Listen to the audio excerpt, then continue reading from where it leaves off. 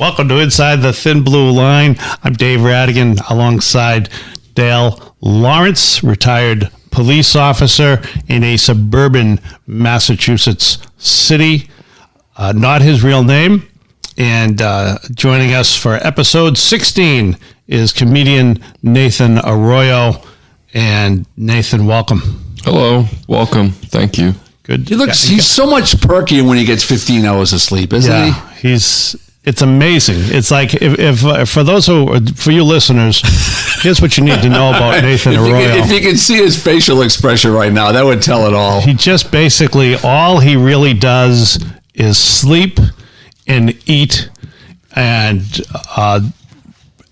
that's it. And do comedy sets and occasionally plays, movies, TV shows, et cetera, and we're lucky to have him here on the podcast. He is as bright-eyed and bushy-tailed as I've ever seen him. And Nathan, welcome. I've got really, really big announcement for both of you guys. Oh, what do you got? I got this email from John F. Kennedy International Airport. I got this email yesterday in New York City, and I know that it's pretty interesting because I've got two exclamation points in the subject line. Dear valued beneficiary, I am Mr. Charles Colosino Jr., a senior officer at John F. Kennedy International Airport, JFK, New York City. I've contacted you time without numbers regarding an abandoned diplomatic consignment box, and the X-ray scan report box revealed some U.S. dollar bills, which could be approximately 12.5 million United States dollars. Wow. Yeah. Here's the exciting part. The official paper of the box indicates my contact details. Wow. And I don't know how that happened, but I'm very excited about it because this email goes on to say that all I've got to do is to confirm as the authentic beneficiary is to send my full name, my home address, my home or mobile telephone number, and the nearest airport to me. And I think the money could be mine. Yeah, your banking routing number, your checking account number. They didn't ask for any of that. This is not clearly. Yet. This is clearly not a scam. This is clearly official. It's the John F. Kennedy International Airport. Nobody's going to be able to fool them. No way. No, they're the most honest airport around, brother.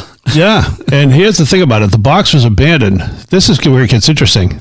I think there might be, I don't know what's going on, but the diplomat who was on transit to my city was not able to pay the clearance fee of $3,800. Oh, there you go.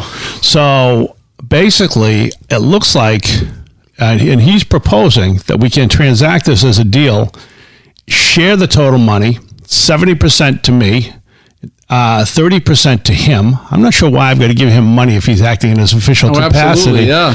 But maybe we want to kind of do it quietly. You know, the whole premise of that story is that there are actually people out there who are stupid enough to believe that. It's hard to believe that there's enough stupid people in this country that would actually believe that, and one person will respond to that. At least one person is going to respond to that and send the money. At least one. And hopefully it's not going to be you, Dave.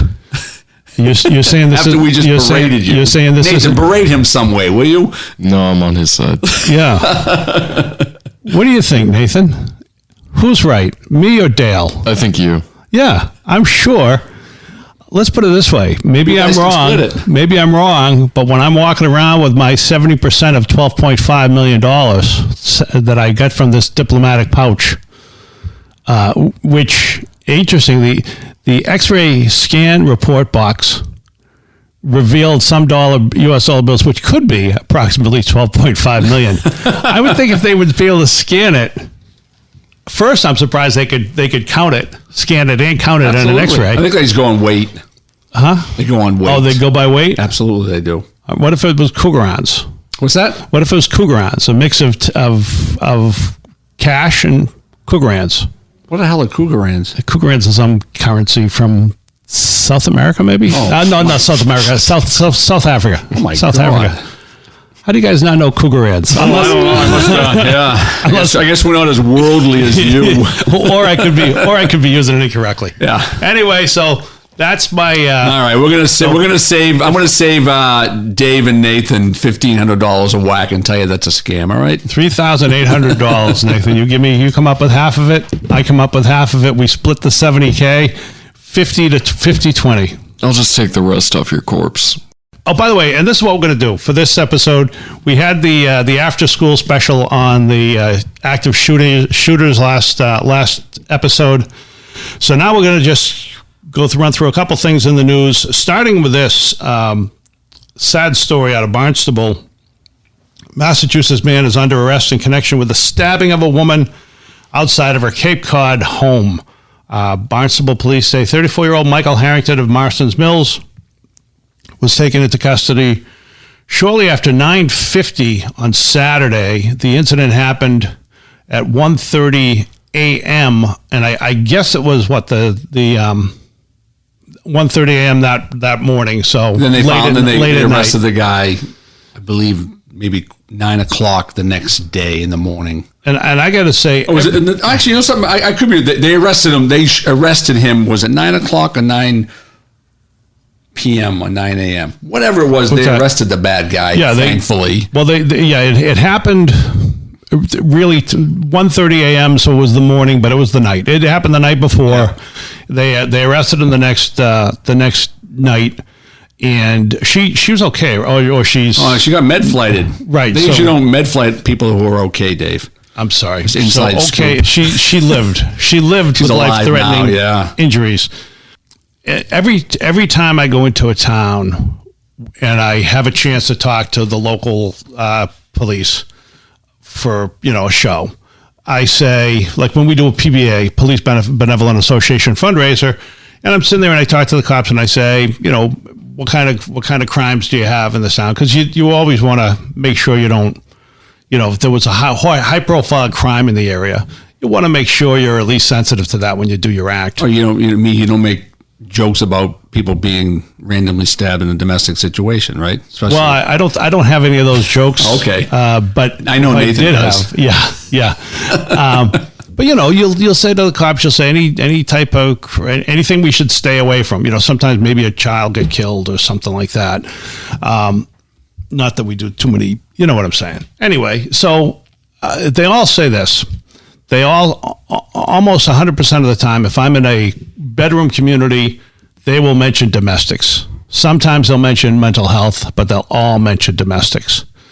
And it seems like for a cop in the majority of communities, it's the worst situation to be involved in. And, I've been divorced, so I know the worst type of law to practice is divorce law. It's absolutely the worst kind of because you're dealing with basically. It's volatile. Domestic situations, they're predictably unpredictable, meaning you got to know that if you're breaking up with your wife or breaking up with your boyfriend or your husband or whatever the case may be, that people are going to be pissed off. They're going to be upset. Now, is someone going to become suicidal? Are they going to become so depressed that they can't live? Are they going to harm themselves? Or are they going to be just so pissed off at the person that broke up with them? Are they going to hide in the bushes and wait till they come home from a night out in the town, maybe with their new boyfriend or just coming home from work, and they're going to attack them from behind and just stab them, shoot them, kill them, whatever they do? You can't predict that, but you can definitely predict in a domestic situation, things are going to get hairy. People are going to feel uncomfortable. Yeah. It's got to be the worst. Yeah, it's terrible. You want to know the thing about a domestic? The weirdest thing about a domestic? You get a call for a domestic. Lady yelling and screaming on 911. He's beating me up. He's hitting me. You get there. The guy still might be hitting her. And the cops show up, 3 or 4 cops. You might pepper spray, tase him. You might have to go hands-on with him. And he's fighting. You're fighting him. And you want to know what else happens next? Once the girl or the lady finds out that her husband or her boyfriend or her son's going to get arrested, the victim will turn on the cops. And now you got a 120-pound drunk wife who's pissed off. She was getting her ass kicked 2 minutes ago. Now she's on your back trying to, protect her husband. Yeah. That's the weirdest thing in a domestic situation. I've experienced this as a civilian do-gooder. It's, I'm a do-gooder, as you know, Nathan. Mm-hmm. And I experienced this. I won't tell you where, but I'll say my buddy and I we parked in a parking lot. We're going across the street to the bar, and there's a woman and her man, and they were climbing up the stairs to the second floor at the adjacent lot, and they're clearly in the middle of a fight. And I said, why don't I go get the cops, and you can stay, and you stay here in case anything gets out of, in case anything gets out of hand. I'm going to run away. I'm going to run away. I'm going to run away. Flight or flight, as we talked about before. But my friend's instinct was to fight a fight, so he was better equipped for anything that got physical. So I'm walking out, and two other guys had stopped, same just like me, and they say, "Hey, you think we ought to do anything about this?" And I said, "Well, my buddy's staying over there. I'm going to go get a cop." And the next thing you know, he knocks this woman down the stairs. Oh, wow! And she does a beeline in the direction of my buddy. And I said, "Looks like something happened." And the next thing we know, the guy has followed, and he's in a fight with my buddy, and my buddy is pounding him, and I think he pinned. I know with this, my buddy had him, and he was punching him in the head, and he let him go. It was like sort of like, look at we're going to let you go, buddy, and the next thing you know, this woman, we're saying, look, we got him, we're holding him, go upstairs, and we'll let him go. Yep. She, of course, won't leave. And my buddy, the guy goes, I'm good. So my buddy lets him go, yep. And now he wants to fight my buddy again. Absolutely. And this happens 2 or 3 times, and eventually he lands a shod foot on my buddy's thumb. And now my buddy's got a sore thumb. And in the course of this beat and release, because my buddy would beat him and then release him. Kind of like going fishing, right? Catch and release. Yeah, it was just like that. And the guy, somehow, he changed his mindset to where he was now defending his girlfriend from the 4 of us. Oh, yeah. Who were there. And eventually, she just wouldn't leave. She wouldn't go upstairs. And we said, was she antagonizing the situation? She was not leaving. She wouldn't leave. Yeah, that happens all the time. And so then at the very end of it, my buddy gives me the signal. I tackle this guy. I pin him. He's not doing anything to me because his head is exposed, and my buddy's doing nothing to him, and I'm just holding the guy. And from the corner of my eye, I see something coming toward me, and just as I close my arm over my to protect my ribs, she comes flying into me with her knee out to knee me on the ribs to help out the boyfriend. Absolutely. And at that point, it's the weirdest thing. Yeah, and at this point, there's a cop who's just pulled into the parking lot. I'm sitting there kneeling on this guy. My buddy is standing over him with his fist clenched. The woman basically ran into me and then fell. I got up. We passed the cop, and we say, this is a domestic.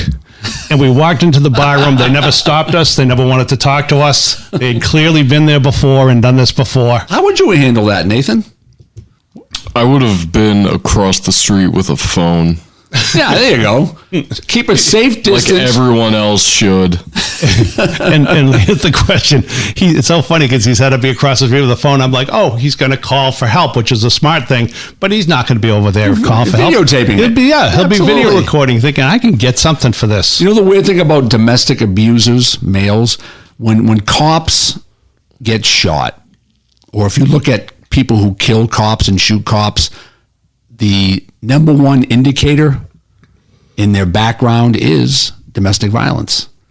There's something about a domestic abuser. They're very controlling. They're manipulative. They're the bully mentality. They hate to lose. They get the fragile ego, like we talked about in the active shooter situation. They're like the worst of the worst criminals, and a lot of times they're very manipulative in the sense that you might not know they're an abuser because they could be the football coach, they could be the chief of the police department. Right. They could be the lawyer. They could be a doctor. They're not, domestic abusers are not, they don't look like the hardened street criminal walking down the street, the homeless person, just yelling and screaming. Now, those people are easy to pick out. Right. Domestic abusers come from every walk and